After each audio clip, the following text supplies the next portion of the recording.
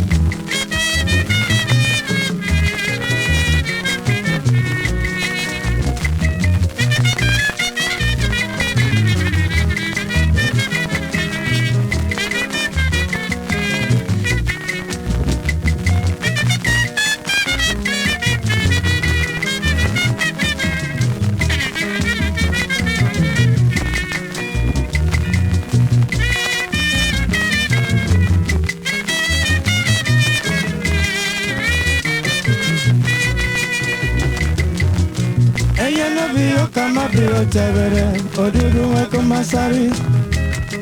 Akamabio tebere, odudu ngeko masari. Eya nabio akamabio tebere, odudu ngeko masari o. Akamabio tebere, odudu ngeko masari.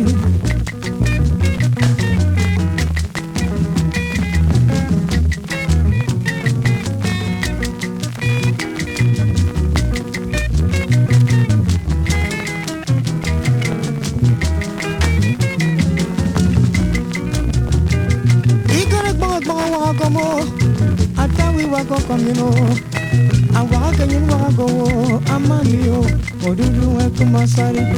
Enye no biyo kama biyo tevere, odudu wako masari o.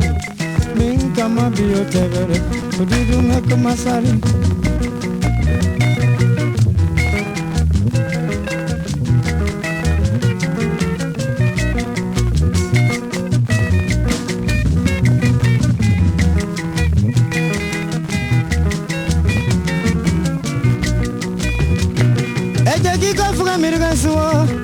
Eta duang tong kentong ateno, aswang pa winyana kasemo amamio, odudu ngeko masari.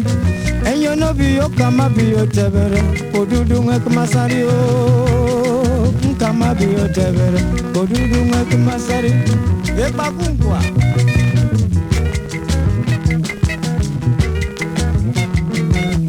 Opa bana kabeyo. Eje kuba beya kati. Isme beye kati.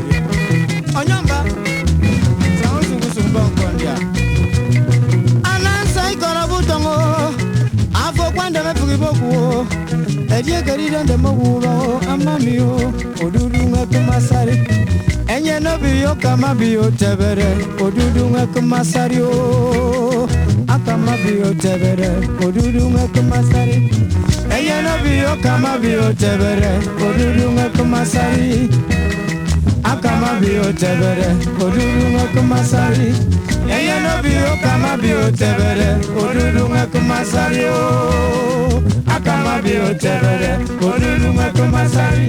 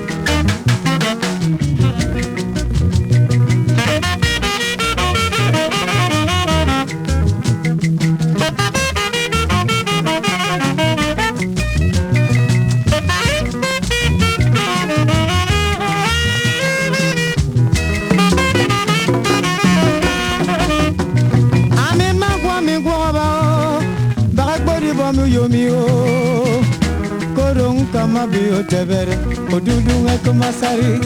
Enye nekbo kama kbo tebere, odudu ngeko masari o.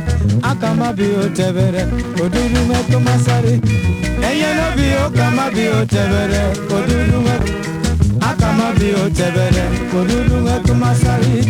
Enye no biyo kama biyo tebere, odudu ngeko masari o.